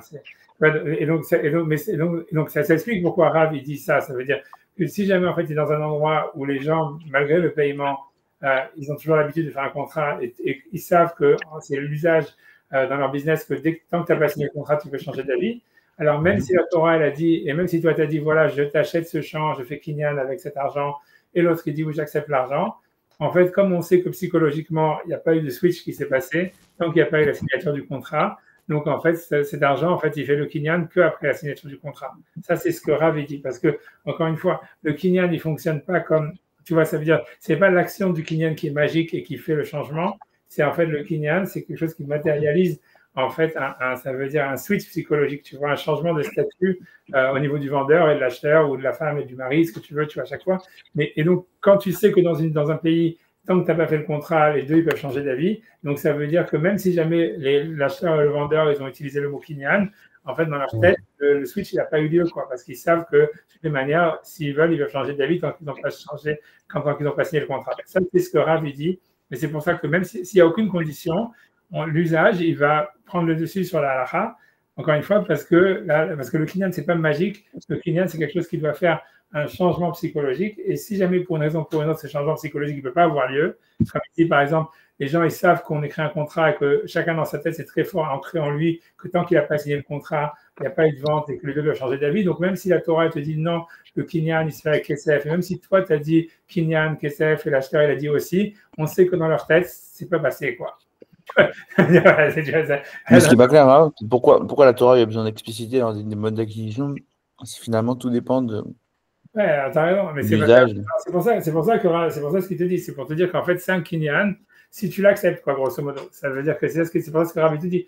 La grande nafkamina de la Mishnah, c'est de dire que si jamais quelqu'un il dit explicitement, moi je veux que le kinyan, ça soit Kesef, alors, et que l'acheteur il accepte ça aussi, alors à ce moment-là, ça fonctionne, tu vois. Mais ça veut dire, c'est pour dire en fait que c'est un kinyan, tu vois, que la Torah, elle admet, qu'elle a mis, tu vois, en record que ça fonctionne. Et que donc, si jamais quelqu'un, il veut, c'est-à-dire, il veut, je sais pas comment dire, il veut se dire, voilà, il veut se baser sur ce kinyan, il peut le faire. C'est ce que Rabbi te dit. C'est des kinyan standards que la Torah elle a mis qui sont éternels, mais ça veut dire, d'une certaine manière, ça veut dire, il marche pas nécessairement, tu vois, ça veut dire par défaut dans la société, si la société elle a des autres usages, quoi. C'est ça ce que ça veut dire.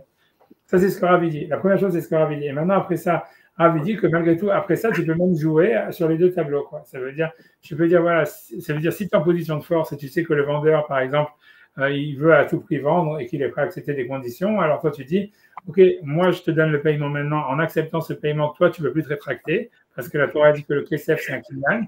Et donc, toi, tu acceptes le kinyan et ça veut dire maintenant, ça y est, de ton côté, c'est mon chance, c'est-à-dire tu ne peux plus changer d'avis. Mais moi, je me laisse la possibilité de ne pas faire ça comme un kinyan, mais de me garder la possibilité de changer d'avis si j'ai une meilleure affaire jusqu'à la signature du contrat, puisque l'usage, c'est de faire le changement. Et si le vendeur il accepte cette condition, ben, ça marche, c'est ça ce qu'il te dira. Et vice-versa, puisque la Torah, elle te dit en fait que le kesef, c'est un kinyan. Et donc, tu peux jouer sur les deux tableaux.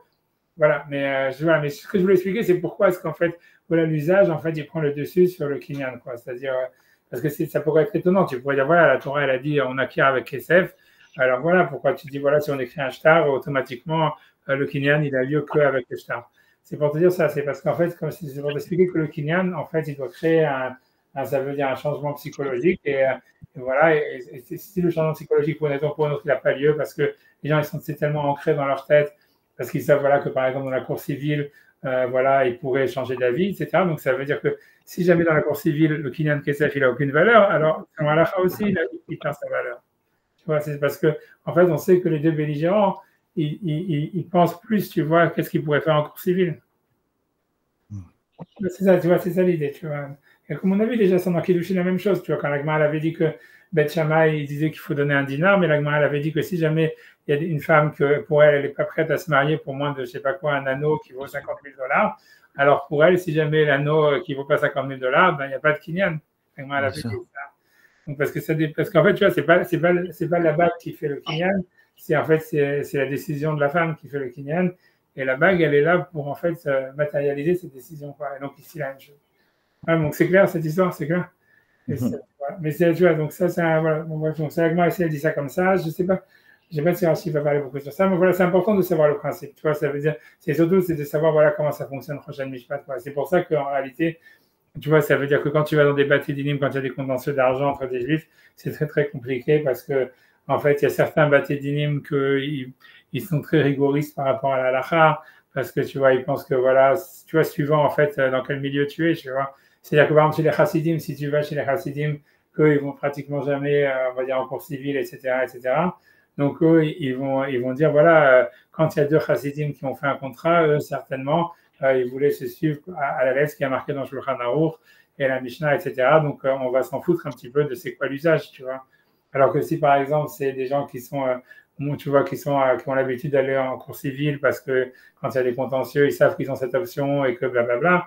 Donc, même le Beddin, quand s'il va rentrer dans l'histoire, il doit prendre ça en compte en disant, voilà, ça veut dire même si jamais d'après la halakha, c'est ça et ça ce que normalement il faut faire, comme on sait que, en fait, dans l'usage de la cour civile, on n'oblige pas, par exemple, le type qui a fait tel ou tel contrat à faire ça. Donc, ça veut dire que quand il a signé le contrat ou quand il s'est engagé même envers un autre juif, lui, il ne pensait pas, en fait, s'engager à tout ça, parce que l'usage, il n'est pas là-dedans, tu vois. Et donc, ça veut dire, en fait, ça dépend même des belligérants, tu vois, puisque l'idée, c'est de savoir, dans la halakha, dans le prochain mishpat, c'est surtout l'idée, c'est que quelqu'un, il soit honnête par rapport à quoi il s'est engagé, tu vois.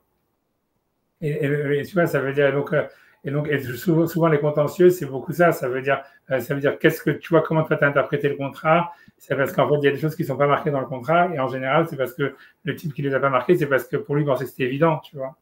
Et alors, tu vois, ça veut dire, et l'idée, c'est toujours comme ça, beaucoup de cas, c'est comme ça, tu vois, c'est de savoir en fait qu'est-ce qui est inclus dans le contrat quand tu dis ça ou ça, etc.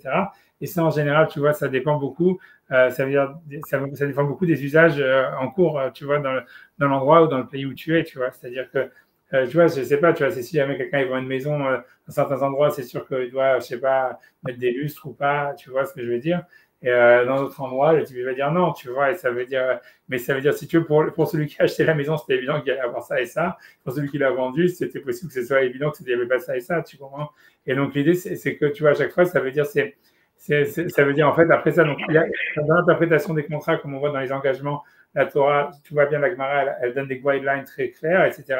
Mais c'est pas clair que tous ces guidelines qui sont marqués dans la Mishnah et dans la Gemara, il faut les appliquer.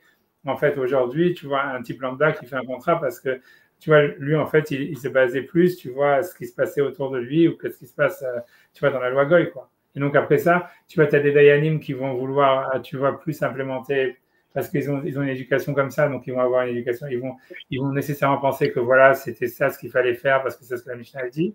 Et d'autres qui vont dire non, comme ils ont une éducation plus, ils ont vécu dans un monde plus intégré dans le monde extérieur, donc ils disent non, c'est sûr que même si la Mishnah dit ça, c'est pas ça ce que le type s'est engagé. Et donc c'est pour ça que tu vois, en fait, quand tu vas dans un contentieux d'argent, c'est ça le problème, c'est que quels que soient les dayanim que tu vas aller voir, tu vas avoir une décision différente, quoi. Et tu vois, parce que voilà, tu vois, c'est pour ça, donc quand le contentieux il est entre deux personnes qui viennent de la même communauté, tu vois, entre deux Hassid Gour, etc., c'est très bien parce que, tu vois, ça veut dire, voilà, ils vont avoir des Dayanim qui sont Hassid Gour, qui savent très bien exactement comment ça se passe ou qui même peuvent demander à des types, etc. Et comme ils sont de la même truc, ils s'attendaient à la même chose. Mais quand tu vas avoir un contentieux, par exemple, entre un séfarade, un ashkénaze, ou entre un chassid ou un non-chassid, ou un religieux, un non-religieux, c'est là où ça devient complètement, tu vois, tu vois, ça devient presque impossible pour un dayan normal qui va appliquer la halakha de la Torah d'appliquer parce que tu vois, ça veut dire voilà, parce que comment tu vois, voilà, c'est difficile à juger, quoi. Enfin, je fais ma parenthèse ici. Ouais, et c'est important parce que ça, si tu veux, ça explique beaucoup comment ça fonctionne prochaine Mishpat. C'est pour ça aussi, tu vois, en fait, qu'il y a beaucoup de gens qui veulent pas aller dans les jugements, etc., que c'est difficile. Que moi, à chaque fois, moi, tu vois, ça veut dire, j'essaye vachement, tu vois, de dire aux gens ça dépend quand je les connais, tu vois, ça veut dire d'éviter d'aller chez tel ou tel dayan, etc. Parce que c'est sûr qu'ils vont être révoltés par les jugements qu'ils vont recevoir. Et tu vois, donc, tu vois, ça veut dire, grosso modo, c'est que les mecs qui s'y connaissent, ils savent chez quel dayan pour avoir tel ou tel jugement, tu comprends? Et voilà, donc c'est pour ça qu'en fait... Ils ont été pervertis comme ça ou pas? Je pense que ça s'est perverti à partir du moment où comme on est arrivé dans des communautés, tu vois, qui sont vraiment, comment dire, tu vois, qui sont vachement, tu vois, on va dire, mosaïques, tu vois, je sais pas comment dire, tu vois, ça veut dire, je pense aussi que tant que les Gours, ils habitaient à Gour et que les Satmar, ils habitaient à Satmar et que les Sfarad, ils étaient dans leur ville et que, tu vois, il y avait un contentieux entre deux personnes qui habitaient dans la même ville et que c'était le Bédine de la ville qui jugeait. Je pense que tu vois, il y avait, ça veut dire, c'était très net la halakha parce que tout le monde savait. Si tu veux, les cas, ils reviennent toujours, grosso modo. Et donc, très vite, il y a une jurisprudence, etc. Donc, ça veut dire, ce que ça veut dire, c'est que quand la jurisprudence, elle est là, les mecs qui font un contrat, qui s'engagent sur quelque chose, etc., ils savent très bien que le Beddin, ou dans un autre cas similaire, c'est ça ce qu'on avait tranché. Donc, les pas peur que les businessmen, ça rentre bien dans leur tête très vite, que c'est ça, tu vois, que c'est ça le standard. Mais ce que je veux dire, tu vois, donc tant qu'il n'y avait pas tant que les communautés, elles étaient, on va dire, fermées et que ça veut dire que voilà, ça n'avait pas trop de contacts intercommunautaires, en réalité, ça fonctionnait, le système du Bédine. Mais maintenant, tu vois, voilà, en plus avec tous les cas modernes et compagnie, tu vois, ça a rendu la chose complètement, voilà, c'est ça ce qui fait que maintenant, c'est très, très difficile, quoi. Parce que voilà, c'est ce que j'ai dit. Non, ça veut dire, voilà, c'est ce que la Rabbanout, elle essaye de faire un nouveau standard en faisant des psakim, etc., et machin, blablabla, mais bon, c'est moyen parce que tu vois, la Rabbanout elle-même, elle n'a pas le monopole et donc il y a plein de Beddin qui sont, tu vois, ça veut dire, en fait, il faudrait vraiment, voilà, bref, mais c'est incroyable. Voilà. C'est pour ça que c'est difficile aujourd'hui. C'était pas perverti avant comme ça, mais voilà, mais si tu vois, c'est de toute manière, la halakha, elle a beaucoup changé alors que la halakha, elle n'était pas faite, en fait, pour être, tu vois, pour être standardisée à des communautés, tu vois, d'une manière universelle, où tu vois, ça veut dire qu'il y a des trucs comme Torah Box, des trucs comme ça, qui disent ça c'est la halakha, ça c'est la halakha, ou même qui délivrent de la halakha standard, tu vois, ça veut dire, avant c'était chaque rav, il était dans sa communauté, et puis la halakha, elle était pour sa ville, tu vois, et son truc, et c'était comme, tu vois, que c'est comme ça que ça se faisait, donc après ça, c'était différent à chaque fois, il n'y avait pas une halakha standard, tu vois. Et à partir du moment où la halakha standard, et maintenant c'est devenu tellement de communication et les communautés, elles sont tellement, comment dire, intermélangées, c'est là où ça a créé tous les problèmes maintenant qu'on a, tu vois. Ouais, tu vois, mais bon. Parce que tu vois, c'était pas fait pour ça, quoi, c'était pas...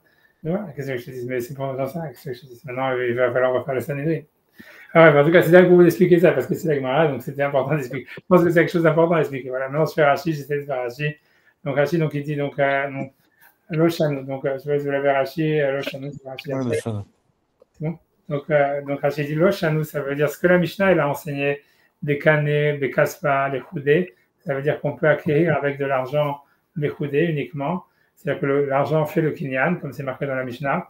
Donc là, lui dit, ça a été enseigné, et là, bimkom shen regilin nechtov shtar nechira, c'est dans les endroits, c'est uniquement dans les endroits où on n'a pas l'habitude, comme shen regilin nechtov shtar nechira, de faire un contrat de vente. Donc l'okana, mais dans les endroits où on a l'habitude d'écrire un contrat de vente, c'est le kinyan, il n'est pas terminé tant qu'on n'a pas signé le shtar, tant qu'on n'a pas signé le contrat. Donc Rachid dit l'okana, il n'a pas acquis, Rachid explique pourquoi. Et c'est ce que je vous ai dit, que puisque c'est ça l'habitude, c'est ça l'usage, tu vois, c'est kevan de regilin be'achi, puisqu'on a l'habitude comme ça, l'os samcha darte, donc il dit c'est psychologique, tu vois, il explique comme élément psychologique. Samcha darte, ça veut dire son esprit n'est pas posé, tu vois, ça veut dire son esprit n'est pas, ça veut dire le type ne fait pas confiance. Déloqué, je ne sais pas pourquoi il dit l'acheteur, alors qu'il devait dire le vendeur aussi, mais ça veut dire, je pense que ni le vendeur ni l'acheteur, en fait, ils font confiance. Ça veut dire, ils savent que, comme en fait, tant qu'on n'écrit pas de contrat, c'est l'habitude qu'on peut changer d'avis. Donc, aucun des deux n'accepte le kinyan, tu vois, ça veut dire de la Mishnah d'une manière évidente, tu vois. Donc, dit-le, samcha darte déloqué, ça veut dire l'acheteur, je ne sais pas pourquoi ici il parle de l'acheteur, mais l'acheteur, en tous les cas, il n'est pas confiant. Samcha darte, samcha lismor, ça veut dire se reposer, darte, c'est son esprit, c'est-à-dire son esprit n'est pas reposé, l'esprit de l'acheteur n'est pas reposé, adenakit shtara, tant qu'il n'a pas fait un contrat. Veikar dato, et donc le principal de son esprit, l'iknot à l'acheteur, c'est d'acquérir avec le contrat ou d'acheter avec le contrat, oui, tu vois. Et donc Rashi, encore une fois, il te dit que c'est psychologique, tu vois, c'est encore une fois, c'est l'histoire de smichut da'at, tu vois, ikar da'at, donc il utilise le mot da'at plusieurs fois dans le Rashi, pour dire que c'est quelque chose, tu vois, qui est lié à la psychologie, que le kinyan, il est là pour faire un déclic psychologique, et que voilà, et que donc bien qu'il faut matérialiser le déclic psychologique, mais si on sait que pour une raison ou pour une autre, le kinyan, il ne fait pas ce déclic, alors le kinyan, il ne peut pas marcher, quoi. Alors ici, comme c'est l'habitude de faire un contrat, l'acheteur ou le vendeur, psychologiquement, ils ne se sentent pas en confiance tant qu'ils n'ont pas signé de contrat, donc le kinyan, l'argent ne peut pas faire le kinyan. Sauf s'ils ont fait une condition explicite entre eux, quoi. C'est ce que Rashi, c'est ce que l'Agma continue. Vim piresh, c'est-à-dire si jamais ils ont été explicites, imretsoni yikne likaspi, c'est-à-dire qu'il a dit explicitement si c'est ma volonté à moi d'acquérir avec de l'argent, ou yikne shtari, ou bien même il peut faire la condition que s'il veut, il peut acquérir avec le contrat. Et donc ça veut dire chacun peut changer d'avis, tu vois, comme il veut, quoi. Donc tu vois, c'est ce qu'il dit, tu vois, c'est parce que je pense que j'ai pas fait encore l'histoire de la, parce que d'accord, parce que Vei Parish, parce que je pense que je suis arrêté au milieu. Vei Parish, je reprends la grammaire, excusez-moi. Vei Parish, c'est-à-dire s'il a explicité, tu vois, la condition fonctionne. Voilà, je pense que vous avez lu. Voilà, Kia de Rav Idi Baravin, je sais plus si j'avais ça dans la grammaire. Comme il dit Rav Idi Baravin, Kizavin Ara, ça veut dire que lui, à chaque fois qu'il achetait un terrain, comme il voulait toujours garder en fait la main haute, quoi, ça veut dire la position de force. Alors Kizavin, quand il achetait un terrain, Amar, il disait Ibaina bekaspa ikne, si je veux que j'acquière avec de l'argent. Veibaina, et si je veux, Bishtara ikne, je veux acquérir avec le contrat. Ça veut dire se laisser la possibilité, ça veut dire il bloquait le vendeur en disant voilà, toi, si tu acceptes mon argent, tu bloques la vente de ton côté, mais moi, j'accepte, je me bloque pas tant que j'ai pas signé le shtar, et si je veux, je peux changer d'avis. Et il pouvait faire cette condition si jamais il explicite et si jamais le vendeur il acceptait ça. Et donc, c'est ce qu'il explique ici. Il dit Ibaina bekaspa ikne, Ibaina, donc il dit, donc Agma explique Ibaina beshtara ikne, donc Ibaina bekaspa ikne, donc c'est-à-dire si je veux, je peux acquérir avec l'argent. Les Ibaitu, les merdar, ça veut dire que si toi, le vendeur, vous voulez changer d'avis, Ibaitu, c'est-à-dire vous voulez, les merdar, c'est changer, l'omatsitu. Vous ne pouvez plus changer d'avis en acceptant mon argent. Vous enlevez le droit de vous rétracter. L'omatsitu adritu, vous ne pouvez plus changer d'avis. Veibaina, mais moi par contre, beshtara ikne, moi je veux acquérir avec le contrat. Veibaina le merdar, c'est-à-dire que si moi je veux changer d'avis, adranabi, je peux changer d'avis tant que je n'ai pas signé le shtar. C'est bon?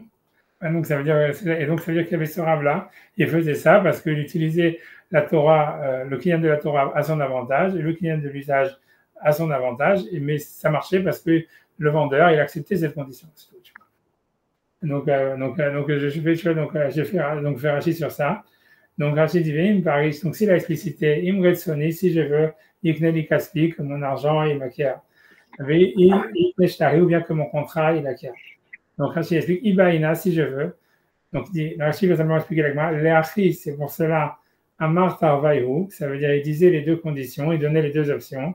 Shiyehu Yachol Lachzor, pour se donner, lui, la possibilité de changer d'avis, malgré le paiement.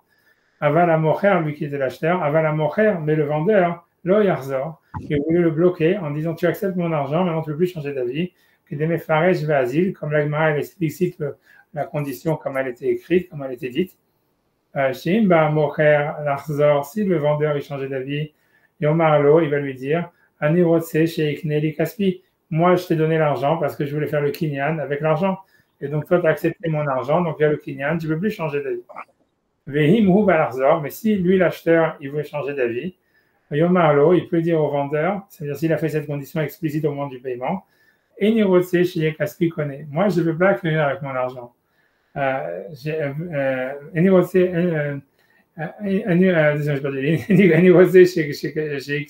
chez Kaspi connaît, je ne veux plus acquérir avec mon argent.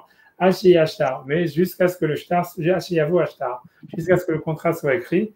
Le Kolzman Shiloki Balti Ashtar, et tant que je n'ai pas reçu le contrat, qu'on n'a pas signé le contrat, Arzorbi, je me donne la possibilité de changer d'avis. Tout le monde, c'est clair? C'est clair qu'il est dans le 7e ciel. Non, excusez-moi. J'avance encore, je sais pas quand vous voulez avancer un petit peu, comme vous voulez. Je sais pas si je vais avancer encore. On avance un petit peu. Alors, on avance. D'accord. 5 un peu, 5 minutes, ouais. Tu m'étais réveillé, ouais. On va essayer de quelques lignes. Okay, donc maintenant, Beshtar. Donc, l'Agmara, maintenant, elle dit sur. Donc là, c'est ce que l'Agmara a dit sur le fait qu'on peut acquérir un champ avec de l'argent.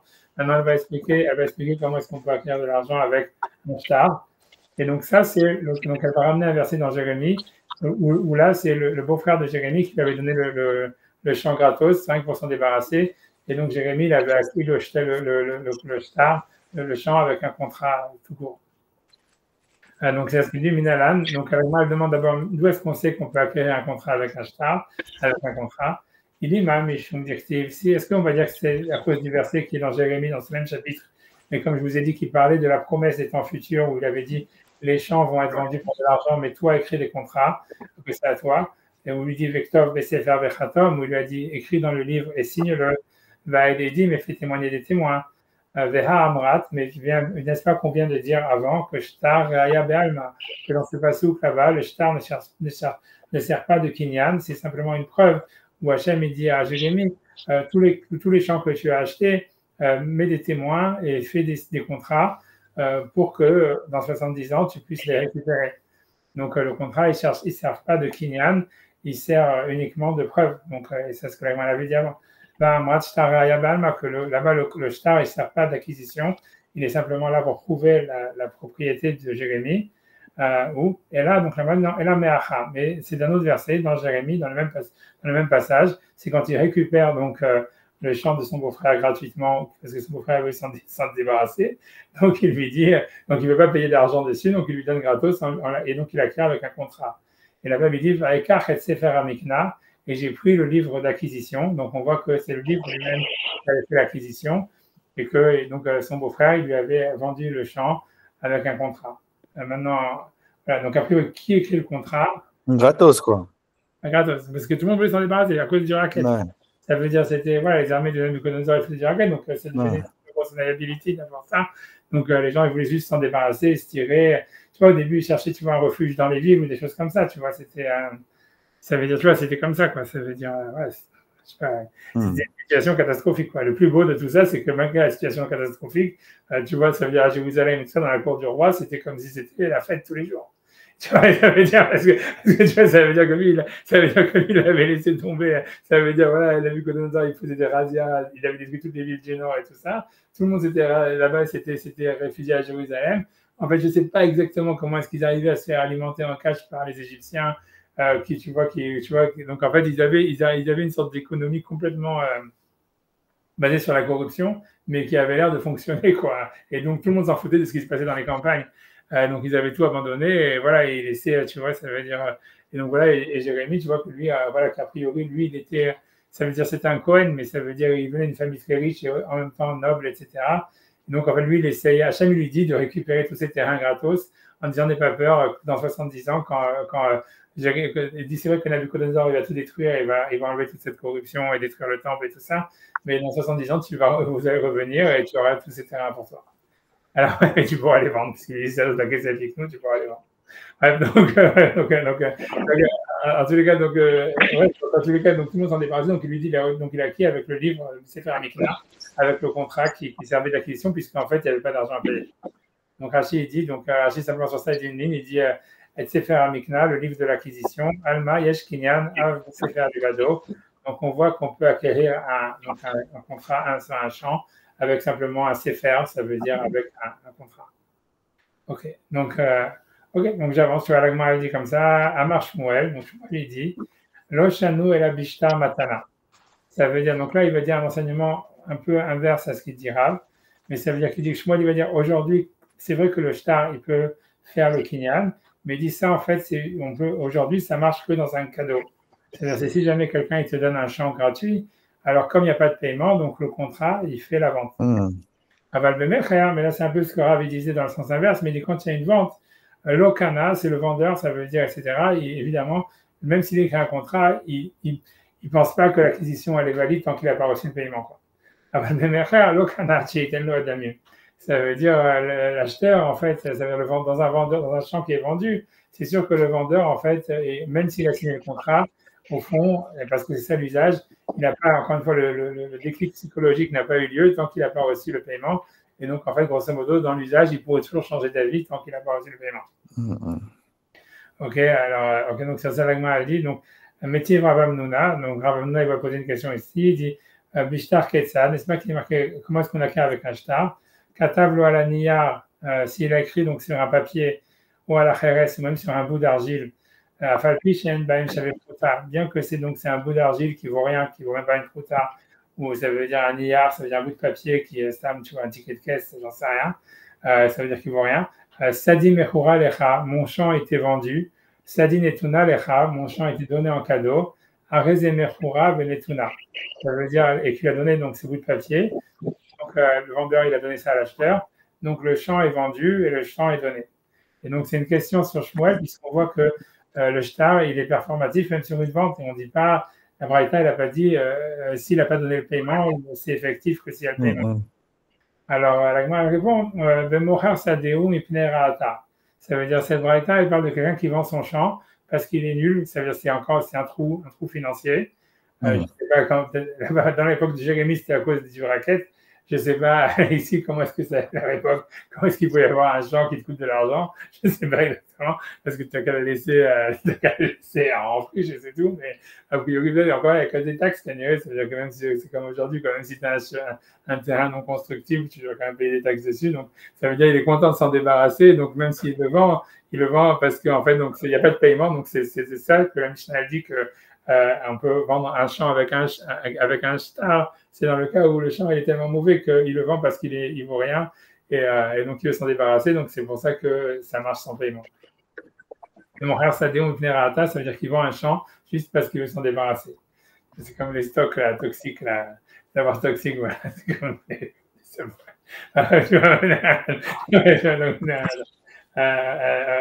Ravashi Amar, donc Ravashi il veut donner notre interprétation sur lequel il va y avoir Tosfot, etc. Mais je pense qu'on fera ça la semaine prochaine.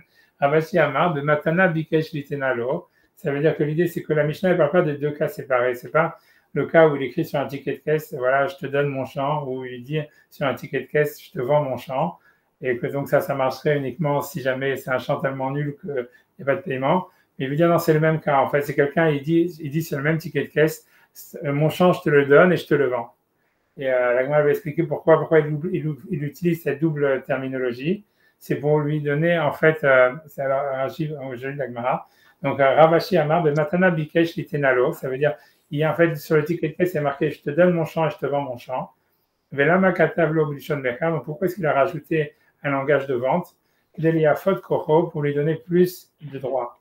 Ça veut dire comme ça, c'est-à-dire que l'idée, c'est comme ça, c'est imagine si jamais, par exemple, moi, je donne un champ à quelqu'un et à la fin, il s'avère que ce champ-là, il ne m'appartenait pas. Et donc, le propriétaire du champ, il vient, il récupère le champ de chez qui la personne je l'ai donné. Et la personne à qui je l'ai donné, elle ne peut rien me demander parce que je l'ai donné gratos. Donc, voilà, OK. Mais par contre, si jamais, en fait, je dis sur le contrat, mon champ, ce champ-là était donné, mon champ était donné, il était vendu, en rajoutant ce double langage de « et mon champ était vendu », ça fait que si jamais, en fait, ce n'était pas un champ qui était à moi, et que donc après ça, le propriétaire initial du champ il récupère son champ, toi, celui qui a reçu le cadeau, tu peux revenir chez moi en me disant « voilà, tu m'avais vendu ton champ, donne-moi la valeur du champ ». Et donc, c'est pour donner ce droit-là que celui qui a donné le cadeau, il a marqué ce double langage en disant si jamais pour une raison ou pour une autre, il s'avère que ce champ-là, il n'est pas valable, il n'est pas à moi, alors je m'engage en échange à te donner la valeur du champ. Et c'est pour ça qu'il lui a dit Sadin et Tuna Lecha, Sadin Mechura Lecha. C'est-à-dire que toujours ça parle, parce que Rav Ashi dit ça pour dire, ça parle toujours d'un don, c'est pour ça qu'il n'y a pas de paiement, et donc c'est pour ça que le shtar, il peut faire le kinyan. Mais ce n'est pas deux cas différents. La première réponse, c'était de dire ça parle d'un type qui vend son champ, qui est complètement nul, qu'il n'y a pas de paiement. Et la deuxième réponse de Rav Ashi, c'est de dire non, la Mishnah elle parle d'un seul cas, c'est quelqu'un a écrit sur le contrat, ce champ a été donné, ce champ a été vendu. En fait, il a donné cadeau. Mais alors pourquoi il a marqué ce champ a été vendu? C'était pour donner un droit supplémentaire à celui qui a reçu le cadeau, en disant que si jamais pour une raison ou pour une autre le cadeau ne marche pas, alors là, je m'engage à te donner la valeur du champ aussi en retour, en plus, en échange. C'est bon? Alors, okay, donc je vais racheter sur ça et après ça je vais arrêter. Parce que je pense que elle a besoin d'aller dormir. Désolé. Donc, j'ai perdu votre énergie. C'est bien, Mishnah, donc, Shmuel, il avait dit que, bien que la Mishnah nous dit qu'on peut encore vendre un champ avec un contrat, si ça marche que dans un don où il n'y a pas de paiement, mais s'il y a un paiement, le vendeur, en réalité, il ne va pas faire son switch psychologique tant qu'il n'a pas reçu l'argent dans son compte en banque. Donc, Rachid dit, jusqu'à ce qu'il donne l'argent, de l'ogamar mocher ou makne, donc encore une fois, c'est une raison psychologique, ça veut dire le vendeur, il n'a pas décidé, gamar, ça veut dire il n'a pas décidé dans son esprit de vendre, ad de mekabel damim, jusqu'à ce qu'il a reçu le paiement, même s'il a écrit un contrat et que d'après la halakha, le contrat il est performatif. Ici aussi, comme tout à l'heure, comme l'usage, c'est de recevoir l'argent, et lui, on sait que le type, il n'est pas d'accord, il n'est pas d'accord de vendre tant qu'il n'a pas reçu l'argent, même s'il a marqué un contrat qui vendait le champ, etc. Bafalgav des Kabil Damim, et donc Rashi va expliquer, donc si c'est comme ça, alors pourquoi est-ce qu'il fait un contrat? Alors il dit Bafalgav, puisque la vente, elle va avoir lieu avec l'argent. Il dit Bafalgav des Kabil Damim, mais même si jamais, en fait, il y a un paiement qui vient, il faut que Baïshtara, ça veut dire on a besoin du contrat, et le contrat il sert à quoi? Donc il dit encore une fois, c'est quand il fait une condition. Ça veut dire si jamais je fais ce contrat comme ça, moi tu peux pas changer d'avis, ou toi tu peux pas changer d'avis. Et ce qui veut dire voilà, c'est que le contrat ça va être ça qui fait le kinyan normalement, mais le kinyan il marche que s'il y a le paiement. Alors pourquoi est-ce qu'ils font le contrat? Parce qu'a priori c'est ça ce qui veut dire, c'est que s'il n'y a pas de contrat, personne ne il faut les deux quoi aujourd'hui grosso modo. Alors on dit quand tu vends une maison, quand tu vends un champ, tu vois, la vente, elle est effective que quand il y a et le contrat et le paiement. Tu vois, mais on peut faire la condition. Rashi veut dire, on peut toujours faire la condition. Des kabil d'amim, et là, des parish. Et s'il veut faire une condition en disant, voilà, en se donnant la possibilité de changer d'avis avant jusqu'au paiement, etc., ça marche, tu vois, que des amrinan leil, comme on a dit avant. Après, donc, Rashi Lagma l'objecte en disant, si tu dis qu'un contrat, ça marche que dans un don où il n'y a pas de paiement, voilà, il y a une braïta qui dit que ça marche même pour une vente. Donc, l'Agma a dit, Ariz ou Mechura Venetuna, la braïta, elle dit que donc, si quelqu'un a écrit sur un contrat que ce champ-là, il soit vendu, que ce champ-là, il soit donné, le champ, il est vendu et donné. La Kassel Kadatar, c'est-à-dire, il te monte à l'esprit, au Katane, que ça parle de deux cas différents, soit dans un cas de vente, soit dans un cas de don. Et Rachid après dit, donc la première réponse d'Agmara, c'est-à-dire, ça parle de quelqu'un qui vend son champ parce qu'il est nul et donc il n'y a pas de paiement. Alors il dit, Mipner Ata, parce qu'il vend son champ parce qu'il veut s'en débarrasser, des Nichale, des Likne Leshtara, les Lokear, c'est-à-dire que le vendeur, il veut que l'acquisition soit faite par le contrat, qui écrit de l'Ormatsel et Merdarbe, pour pas que l'acheteur, évidemment, il puisse changer d'avis, puisque le vendeur, de ce qu'il veut, c'est se débarrasser de ce champ. Donc, c'est pour ça que là, le contrat, il fait le kinyan. Et Rav Ashi, par contre, lui va dire que ça parle en fait d'un seul cas. Donc Rav Ashi explique, Ravashi Amar, Ravashi dit, donc je fais Rashi, Ach Matnitin, c'est le 7 Braïta ou cette Mishnah, Benoten Matana Maere. Ça parle de quelqu'un qui donne son champ en cadeau. Et il n'y a pas de vente. Le Kula Chadaï, et c'est un seul cas. Kula Chadaï, c'est une seule chose. Velav O Katane, et c'est pas un cas ou l'autre, c'est un seul cas. Et la Kar Vekar Katavlo, mais c'est ainsi qu'il lui a écrit, Sadi Mechura Lecha, Mechura Unetuna Lecha. Mon champ était vendu et donné. Et Yafot et Koho, ça veut dire qu'avec explique que c'est pour renforcer la force de celui qui reçoit le cadeau.